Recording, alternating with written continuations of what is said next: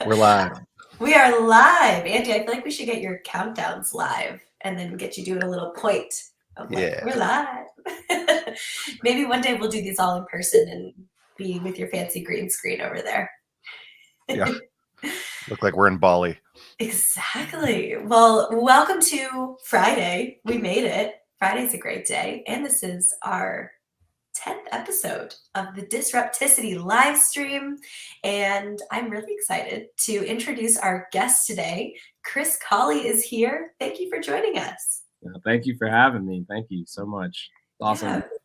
We're going to have some fun today, but also talk about what you do, some new things you're working on. But let me read a little bit about what you do so people who don't know yet can learn more. So Read More, which Kris is a co-founder, is a forward-thinking and passionate book media company that focuses on all things reading, writing, and news pertaining to the book world. So we got a lot to talk about today, but first, give us the background. How did Read More come about? Yeah. How did this start? Well, it started back 2016. We kind of in college. I just graduated college about 6 months earlier, and I was just living in Philadelphia. My brother was living here in college. He's actually in Atlanta. We were home for Christmas break, and we were just talking about reading and what they were reading. And I was never like a big reader.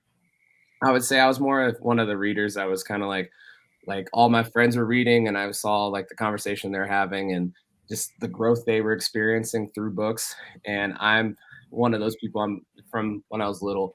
I'm always like afraid to let so many people get ahead of me, So like even if it's like I couldn't ride a bike, I needed to ride a bike so I could hang out with my friends who were riding bikes. So even from that age all the way up, so I kind of started to read that way. It wasn't for like a grade in school or anything. It was because I wanted to stay with my friends. And I remember one time they were reading James Baldwin, The Fire Next Time. And my brother was just like going crazy about all the breakthroughs he was having about it. And he was like, everybody needs to like read more Baldwin. Like, just like, why don't people read more Baldwin? And he's like, people need to read more in general. And I think like my buddy and I, our other co-founder, were like, people just need to read more, and we should put that on a shirt. And so we started selling T-shirts, a farmer's market here in Aurora, Colorado, Denver, Colorado, and just, that was it. Like literally put Read More, our logo, created a logo, and put on a T-shirt, and that was the beginning of our entrepreneurial journey. Little did we know it would evolve.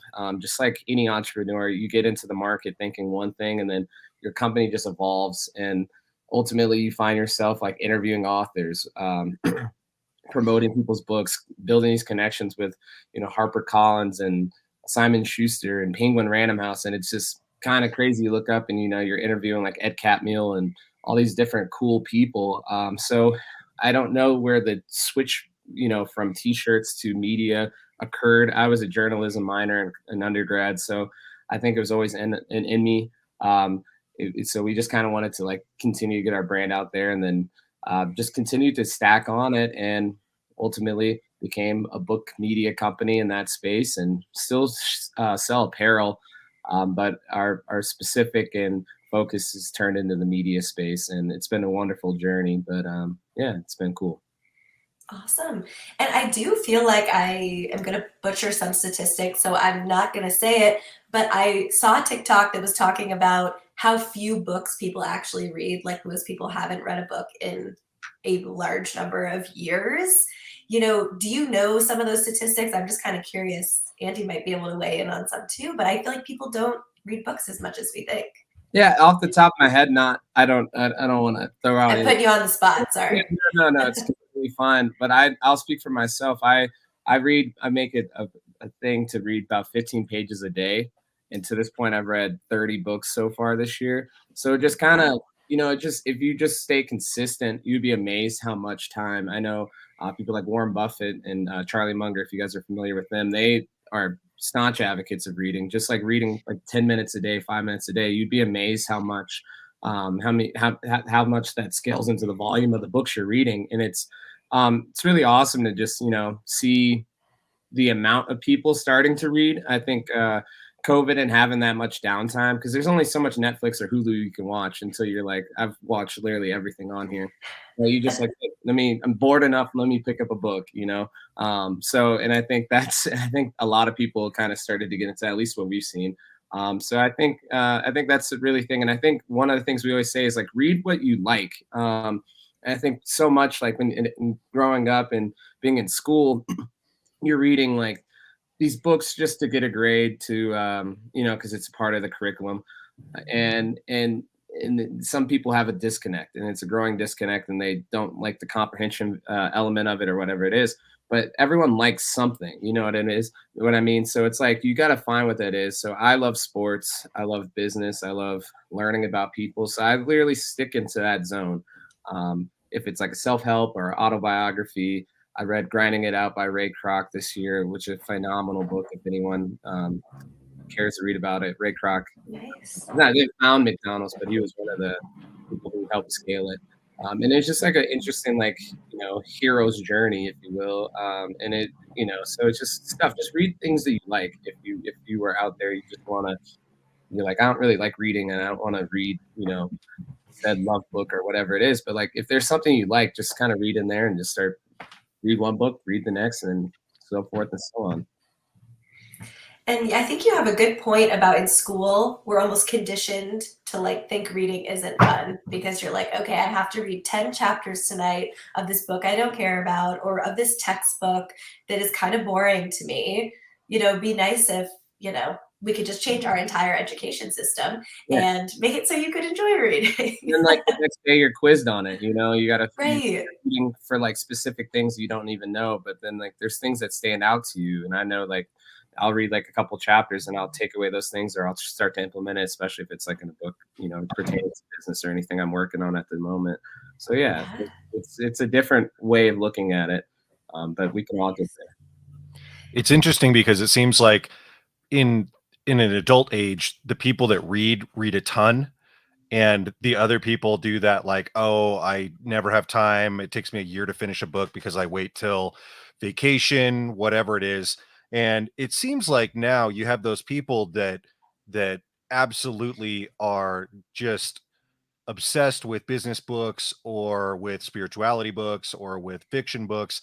And of late, we've kind of had this crossover where there's these ones that kind of apply to everybody. And I think part of it is two different things. One of them is the marketing of books that are being made for TV. Like people really love everything that's getting adopted by Reese Witherspoon or by Netflix. I mean, by the dozens. All of a sudden, they're changing the cover art to have the actors for the TV shows on it. They're remarketing books that came out 20 years ago. And that goes way beyond just Lord of the Rings and Star Wars, right? So the other thing is with social media, authors are able to become celebrities and celebrities are able to become authors. But you have these people like Rachel Hollis or Glennon Doyle that have become so popular and figureheads for women and for people that they really take off. And you have people that are really popular podcasters like Lewis Howes that write a book and just explode because people are self-help has always been cool, but just kind of this general, we all experience the same things, especially in a global pandemic and the current changes in the world that are affecting everyone. It seems like that's a big change. And then there are those folks that are just generally interesting, like a Malcolm Gladwell. Anybody can digest that. Anybody can be interested by all of that sort of type of journalism. But to me, it's really the sensationalized nature of things like Bridgerton that are adopted for TV, and then these just massive explosion of these authors. Gabby Bernstein is a good one. I think all of her books are kind of similar, but they teach people about spirituality, meditation, whatever, all of these things. Oh, totally. I'm curious too, also, if people are watching right now, what you're reading. Maybe put in the comments something you're reading right now. Funny, I'm actually reading The Tipping Point, which I'm way late to the party, obviously. But I feel like Malcolm Gladwell is kind of intense. I don't know if that's for everybody. He's quite intense, but he's good. He's a great author, great writer. Yeah, and I think to your point, Andy, and that's something we've been working on, and we have a new company in development that's really addressing a lot of the things you just mentioned, in the social book clubbing space, and just allowing, bookish influencers or content creators to really gather their following and build communities in interesting ways. And I think we have something that's we're building right now that we're constructing that's going to address a lot of those things, and then has a lot of the long term value in terms of, like, the entertainment, um, and just creating what people like. I think right now we're in such an age of content. Content is king. I'm pretty sure you've heard that one a million times, but Never. it really is. It really is. So, that's one thing that we're gonna be so inundated with it. But it's like, who creates it is gonna be, who's gonna be very valuable. Hmm. And I guess tell us more about this new thing that you're doing. Is it under Read More? Is this a totally different company that's going to help bring people together to create Yeah, it's a community? totally different company. However, my brother and I, he's my co-founder, Kyle Colley. We created a company called the More Company, and underneath it, we have different companies. One of them is Read More. This new company is called Bookem. It's shorthand for Book Community. So once more, the whole concept is allowing readers, authors, and content creators to just build a community. It's really wants to be a social network, a social book clubbing app for readers and people who adore the concept of books, and spending time and talking about books and writing about books, and monetizing it. So if we ever, in the next couple months, it should be out Q1 or quarter 1 of early next year. We'll have a beta here, hopefully by the end of November.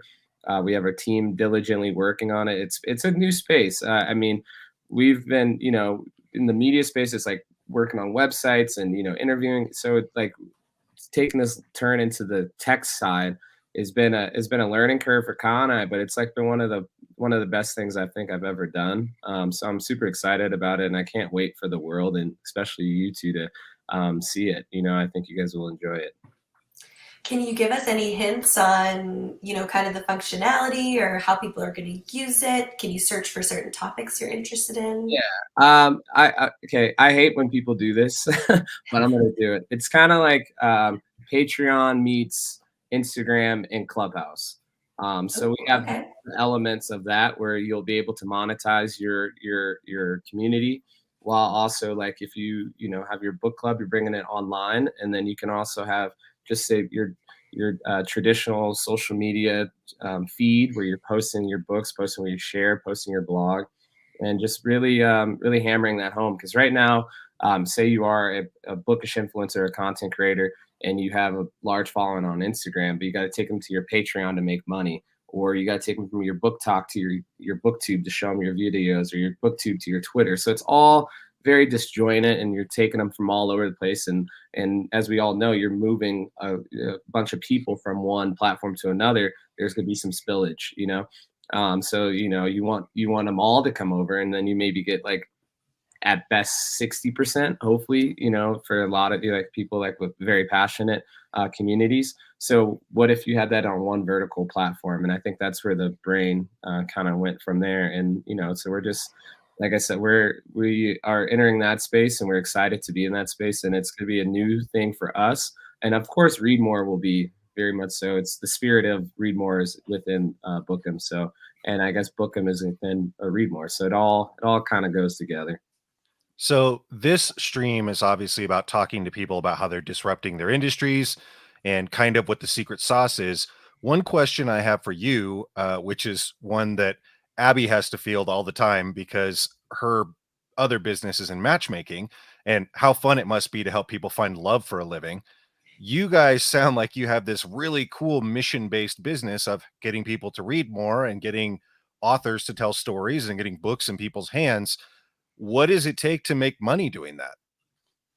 Well, I think that's one of the reasons we started to take a step back, and look at where we are and how we were, making income. And we figured out that a lot of people were coming to our website. We'd have thousands of people on the daily come to our website, read an article, leave. Come listen to a podcast, leave. So we're like, how do we contain these visitors, contain this traffic, monetize it, and continue forward?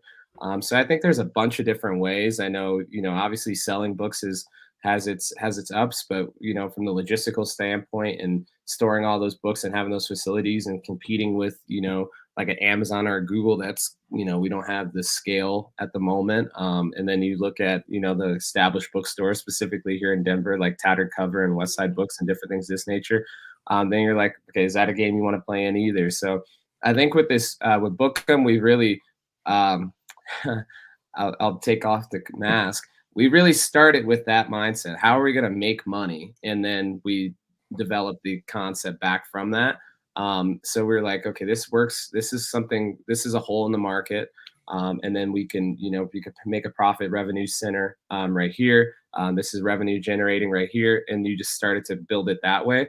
And then also along the ways, it was really very natural and very fluid because we talked about it from this perspective of what is actually needed and what do people actually want. And then if they want it, and one thing about book community is like once you're done with the book, you go buy another one. So that they are a consuming base. And that's one of the things that's beautiful about it. And I know I'm not saying that as I'm pointing at them. I'm a reader, so I know how much money I've spent on books this year. So it happens, you know what I mean? So hopefully they'll see the value in what we've been creating and enjoy it and actually want to, spend their hard-earned dollar and, to have this sense of community and different things. But it's a freemium platform as well. So if you don't want to spend any money on it, you completely can do that as well. So yeah, we thought about that as well. Awesome. So could I go on there and I could say, okay, I want to create a whole community and we only read books about public relations and publicity. Who Yeah. knows who would join me, but I could just create that and kind of see who comes. Yeah, You you could. can. You can do it public or private.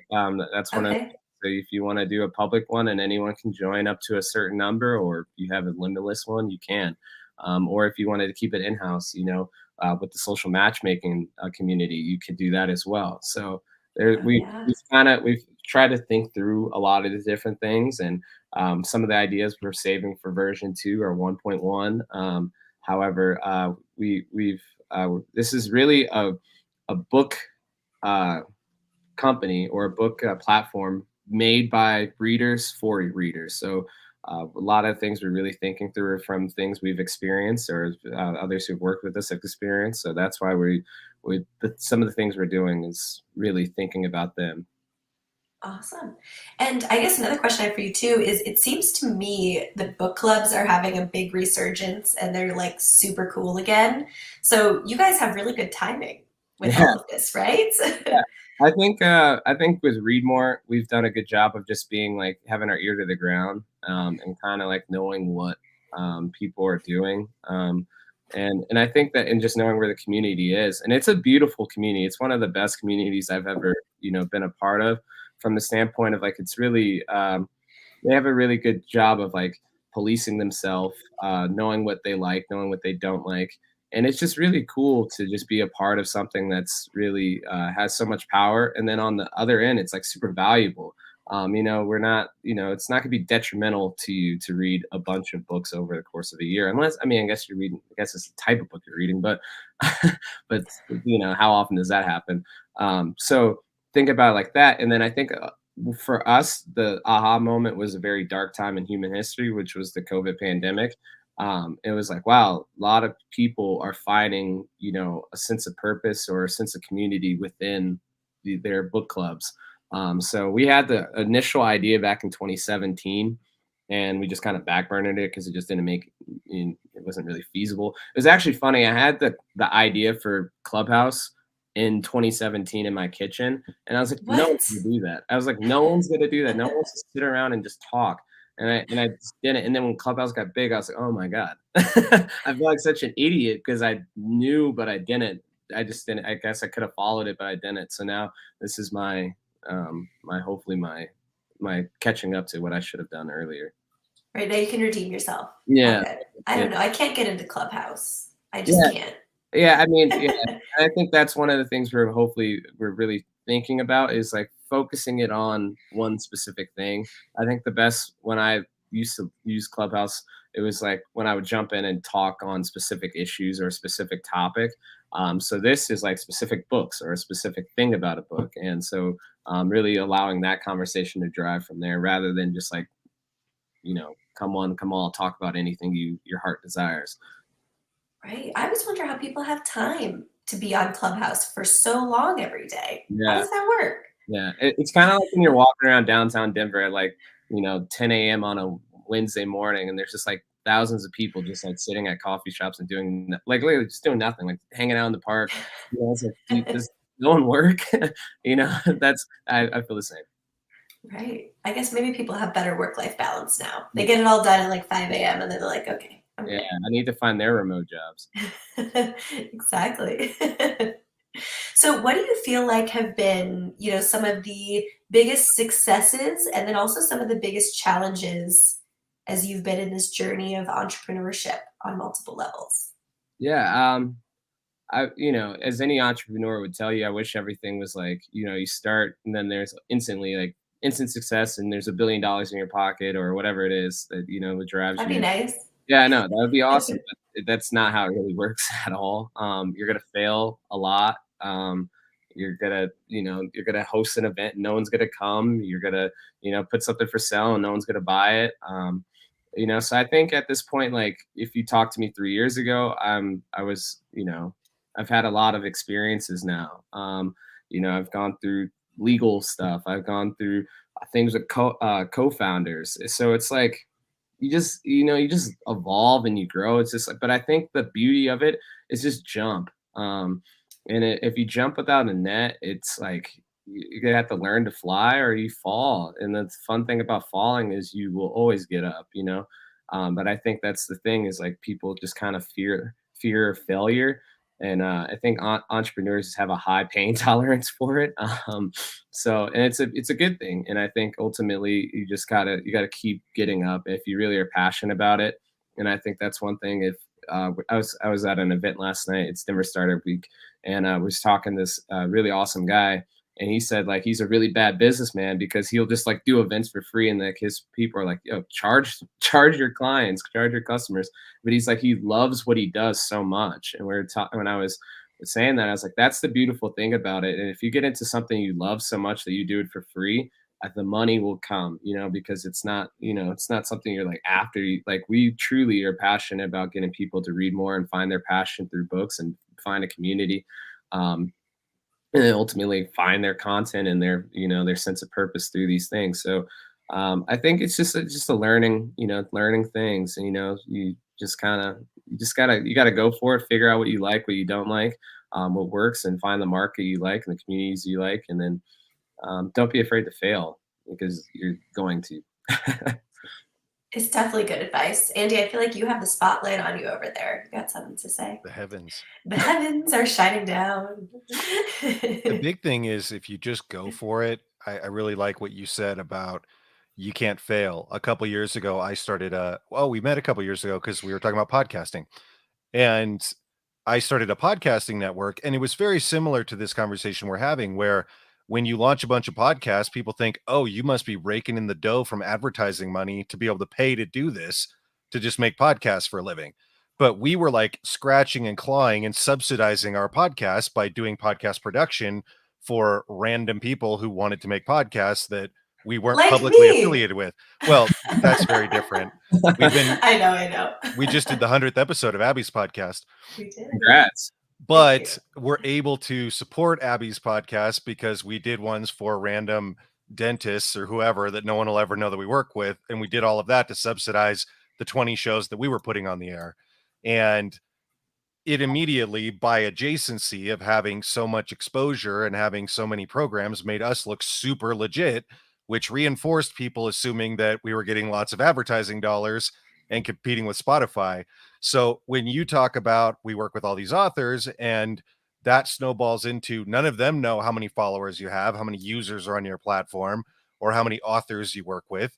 And by association, you're the ones that are putting the time into doing this, and you get one appointment or partnership with a Penguin Random House or a Simon and Schuster, and all of a sudden people assume you are a national book company, which you guys are. but people are usually so afraid of just the optics of looking small. And no one out there knows. I mean, maybe on Instagram, they know how many followers you have, but who cares? No one knows how big your company is if, or, if you make a smoothie place in Aurora, Colorado, nobody knows the kind of traffic you're getting by looking at you on the internet. They have to go and check it out. You honestly don't know how close to home you just hit. And without going into too much detail about that, like I think one of the thing about our website, we've worked really hard on, presenting and making it, look awesome, so we can get, so authors, when they promote their book, you want them to be like next to someone who they know or their audience knows. And, so we're really fixed on that. But then also at the same time, that attracts people who think that you're doing something that you may not be doing in terms of numbers and volume, and they want to take advantage of that, and that could get you in some sticky situations at sometimes. And like you said, like it is what it is, but it is interesting to see how people revolve around that. And then the whole thing is, I just love aesthetic. I think aesthetic is always good, and high aesthetic is always going to be appealing. Well, you said content is king, and it comes down to, if you're putting out a quality product and not rushing it, it will last. With the way that cameras work now and audio program works, even though my internet's always freezing, you can have some guy in his basement in Michigan making a podcast that sounds like the same quality as a professional studio in New York City with celebrities. Yeah, and And that's kind of the beauty of it, I think. It kind of gives everyone a chance to, to have an opportunity to get their voice out there or build their community or to monetize whatever their creativity. if you write a book and put it on Amazon and get 50 of your friends to buy it on the first day, you can chart as a bestseller and then use that moniker for the rest of time, which is really cool. You might have been a bestseller for 5 minutes, but there it was. You can take that screenshot and it's yours, and it shows that you're one slot above your favorite author uh, for a hot second, and no one else is ever going to know you're a best-selling author now. You don't have to be in the Wall Street Journal to call yourself a best-selling author anymore. 100%. And a lot of marketers have that as their tactic, in Yeah. case you didn't know how the sausage was made, people. Yeah, we've worked with a couple authors who've done that, and if you go to their website, still to this day, it still says Amazon bestseller. So. Mm-hmm. Oh, love it. Well, now you know the secrets, so Yeah. we've let it out. Kris, I always like to end these episodes first with something you're celebrating right now, something maybe in your personal life, maybe in business that we haven't talked about. What Yeah. might that be? I think I'm celebrating, just like, I feel like the last couple of years have just been so difficult, it's awesome just to kind of like, summer's over now. It's celebrating going to a new fall, new season, just like new month coming up. It's just kind of just the little things. I've been really basking in those a lot. Just kind of like taking day by day. On the business end, we, like I said, we're building right now. So we've hired 3 engineers, and it's really awesome just to be working with them. And then, so much for so long, we've been like the business, you know what I mean? If we didn't do anything, the business did nothing. And now I'm like walking around or I'm doing something else, and I get like notes that like something just got finished, and they're communicating, they're having meetings, and we're not there. And that's like, I don't know, it's just beautiful. It's like it's a fun feeling, and I can't wait for that to go from 3 to 30 to 300 to 300,000, however that is and however it looks. And it's so I just think I'm just the little things, and like, just like the daily accomplishments. So I hope you guys are experiencing the same. Yeah, it's pretty fun. It's cool to see something that you started grow. We're excited to see Read More grow and Bookcom and all of it. And how can people reach out, connect? Where can they find you? This is your time for all the shameless plugs. Awesome. Well, you can find me on Twitter at ReadMoreChris, all one. I'm on an Instagram sabbatical right now. It's been very beautiful. Oh, right. Email me at contact us at readmoreco.com. Readmoreco.com is Readmore's website. Check out some of our interviews. We have some awesome ones. Listen to the Thank You for Asking podcast. Abby was on it. Listen to Abby episode. That was awesome. It's an amazing podcast. Yeah, it's awesome. Amber is the best. This is my shameless plug to Amber. If you ever see this, Amber, I love you. You're the best. Shout We out. gotta have Amber on here next. I know, Oh my she's God. awesome. Okay. She's busy. You gotta, you gotta Right? Book like a few years out, probably. honestly, she's the best. She's awesome. Yeah, I think Twitter and email, website. Yeah, those are the things. If you want to find me there. Awesome. Well, So Kris, I can't thank you enough, Abby and Andy, for having me on this morning. yeah, thank you for joining us. Thank you for sharing what you're up to. Hopefully people will reach out, or at least you planted the seed that now they can read more.